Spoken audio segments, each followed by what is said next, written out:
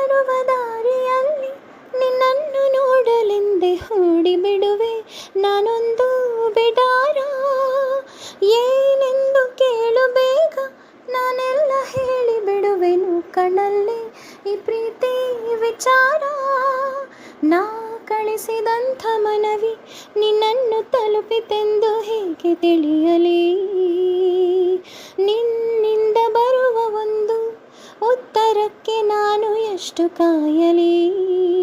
ನಿನದೇ ನನ್ನ ಜಗವು, ನನಗೆ ನೀನು ವರವು, ಇದನ್ನು ಹೇಗೆ ಕೂಗಿ ಹೇಳಲಿ?